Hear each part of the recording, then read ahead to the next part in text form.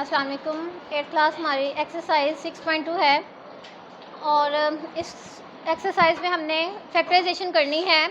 Factorisation का सबसे simplest rule जो है, सबसे इनिशियल जो रूल है वो यहाँ पर हम अप्लाई करेंगे, जिसमें हम कॉमन लेना सीखेंगे कि हमें जितनी भी टर्म्स गिवन होंगी 2, 3, 4 जितनी भी टर्म्स गिवन होंगी, हम हर टर्म में चेक करेंगे कि क्या चीज़ कॉमन है, और कॉमन लेने के बाद हमारे पास जो भी एक्सप्रेशन रह जाएगा वो हमारा फैक्टराइज हो चुका होगा।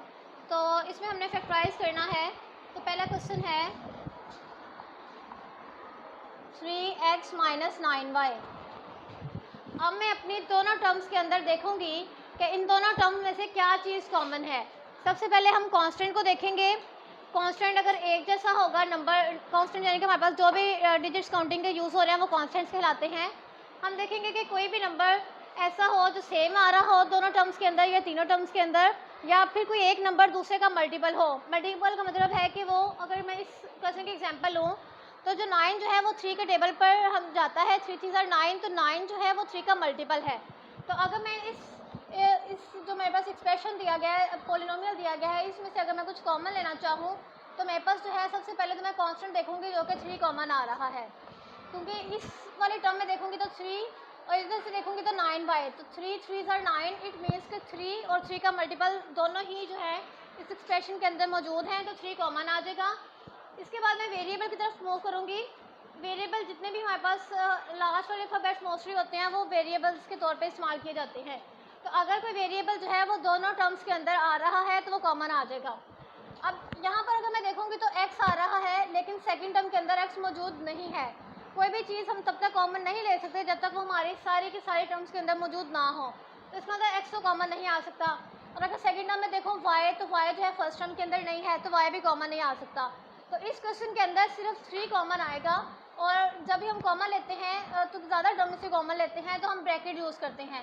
तो 3 1 और 3 तो एलिमिनेट हो गया, तो रिमेन मेरे पास रह गया x माइनस। अब 9 जो है वो 3 का किस टेबल पर जाता है, 3 3 सर 9, तो मैं 3 लिख दूँगी और y वेरिएबल में एज इट इज़ लिख दूँगी। तो ये हमारा क्वेश्चन सॉल्व हो जाएगा, क्योंकि अब इससे ज़्यादा ये सिंप्लीफाई नहीं हो सकता। इसकी फैक्टराइजेशन हो चुकी है क्योंकि ये फैक्टर्स की फॉर्म में आ रहे हैं। जब भी हमारे पास कोई टर्म्स ऐड हो रही होती हैं तो वो अगर मैं कहती हूँ x प्लस वाई है, तो x प्लस वाई जो है ये दोनों हमारे पास टर्म्स कहलाएंगी। और अगर कोई भी चीज़ हमारे पास मल्टीप्लिकेशन के फॉर्म में होती है, लेट्स सपोज कि x जो है y से मल्टीप्लाई हो रहा है, फिर ये टर्म्स नहीं कहलाती, फिर ये फैक्टर्स कहलाते हैं। तो फैक्टराइजेशन के अंदर हमने फैक्टर्स बनाने होते हैं और ये इसके फैक्टर्स बन गए हैं। एक फैक्टर इसका 3 है और मल्टीप्लिकेशन की सेकंड फॉर्म जो है वो उसका सेकंड फैक्टर कहलाता है। तो ये क्वेश्चन इतना ही है। नेक्स्ट अगर मैं क्वेश्चन नंबर 3 देखूँ, 6ab - 14ac।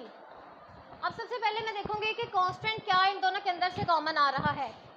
अब 6 जो है, 6 के टेबल पर 14 तो नहीं आता, तो इसके अंदर 6 कॉमन नहीं आएगा। आपने कुछ ऐसा नंबर कॉमन लेना है जो दोनों सेम नंबर्स के ऊपर जाते हों। जिस तरह अगर मैं लिस्ट नंबर 2 लेती हूँ तो 2 3 are 6 और 2 7 are 14। 2 से बड़ा मैं कोई भी कॉमन लूँगी तो सेम नंबर्स के ऊपर ये मेरे पास जो है कॉन्स्टेंट्स नहीं आएंगे। तो मिनिमम मुझे जो है 2 कॉमन लेना पड़ेगा, क्योंकि ये दोनों के दोनों 2 के मल्टीपल्स हैं और 2 से बड़े किसी नंबर पर ये नहीं जाते। 3 को देखूंगी, 3 2 are 6 तो है लेकिन 14 नहीं जाएगा। और अगर 7 2 are 14 करूँगी तो 6 नहीं जाएगा। तो हमने ऐसा नंबर कॉमन लेना है जो दोनों मल्टीपल्स के अंदर आ जाए। तो नंबर्स में तो मेरे पास 2 कॉमन आ गया है। अब मैं टर्म्स देखूंगी। अब यहाँ पर मेरे पास a है और b है। अब मैं नेक्स्ट टर्म में देखूंगी क्या मेरे पास a वहाँ पर मौजूद है। अगर a मौजूद होगा तो a मैं कॉमन ले लूँगी।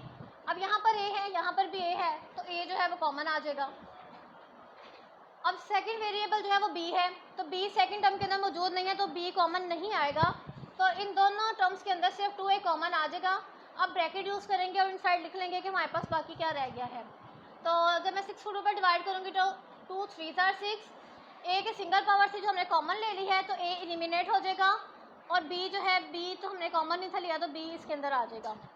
देन जो भी साइन होगा हम माइनस यूज़ करेंगे। अगर मैं प्लस साइन ले रही हूँ तो मेरे अंदर के साइन वैसे के वैसे ही रहेंगे। अगर मैं माइनस कॉमन लूँगी तो फिर मेरे जो अंदर कॉमन लेने के बाद साइन होंगे वो चेंज हो जाएंगे। तो अब 14 को 2 पर डिवाइड करूँगी तो 2 7 are 14, a कॉमन आ चुका है, तो बाकी मेरे पास रह जाएगा c। अब ये फैक्टर्स में चेंज हो सके, इससे ज़्यादा हम इसको और सिंप्लीफाई नहीं कर सकते, तो ये हमारा जो है फाइनल आंसर आ जाएगा। इसी तरह आप कोई और क्वेश्चन लेते हैं जिसमें हाईएस्ट पावर हो। यहाँ पर तो लीनियर पावर्स यूज़ हो रही हैं, लीनियर कहते हैं 1 पावर को। तो अगर क्वेश्चन नंबर 8 देखें, 2p² minus 4p³ plus 8p। अब सबसे पहले मुझे कांस्टेंट को देखना है कि कांस्टेंट क्या चीज़ कॉमन आएगी। अब 2, 4 और 8 ऐसा टेबल मुझे लेना है जिसके ऊपर ये तीनों के तीनों कांस्टेंट्स जो है उसके मल्टीपल हों। तो लीस्ट जो है, लीस्ट कॉमन फैक्टर जो है वो यहाँ पर सिर्फ 2 ही आ जाएगा मेरे पास। 2 1 2 2 4 2 4 8। अब ये कांस्टेंट तो आ गया। अब मुझे इसके साथ वेरिएबल लेना है, जो वेरिएबल ऐसा जो तीनों की तीनों टर्म्स के अंदर मौजूद हो। इसके अंदर भी p मौजूद है, इसके अंदर भी p मौजूद है, इसके अंदर भी p मौजूद है। इसका अंदर p कॉमन आ जाएगा, लेकिन अब मुझे ये डिसाइड करना है कि p की पावर क्या होगी। यहाँ p की पावर 1 है, p की पावर 3 और यहाँ p की पावर 2। तो हम देख लेते हैं p की लीस्ट पावर कौन सी है। जब भी हमने कॉमन लेना होता है वेरिएबल का तो हम देखते हैं लीस्ट पावर क्या है। अब लीस्ट पावर यहाँ पर 2, 3 और 1 में से जो है वो 1 ही है। यहाँ पे कोई पावर नहीं जिसका अंदर इसकी पावर 1 है। तो मैं लीस्ट पावर जो है वो कॉमन ले लूँगी p।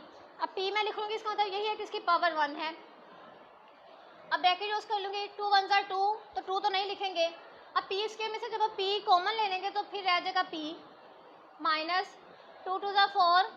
p³ में से जब आपने p की पावर 1 माइनस कर देंगे तो p² प्लस 2 4 8 और p कॉमन आ चुका था तो p एलिमिनेट हो जाएगा। तो ये जो है ये हमारा आंसर आ जाएगा। तो आपने जैसे देखना है कि कुछ चीज़ कॉमन आ रही है और उसको आपने फर्दर उसको सॉल्व कर लेना है।